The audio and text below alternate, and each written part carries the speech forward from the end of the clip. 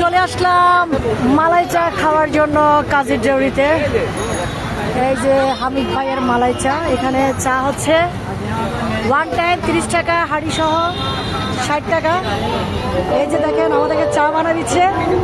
বানাও, চা ভালো নাহলে কিন্তু তোমাকে ভালো করে বানাবা, কেমন? এই যে কত সুন্দর করে চা বানাচ্ছে দেখেন। আমি দেখাই, চাটা ওর মতো হবে, ওর মতো চা হবে। এই যে দেখেন কি সুন্দর করে কি দিচ্ছে। মাত্র 30 টাকা। এই চাটার মূল্য 30 টাকা।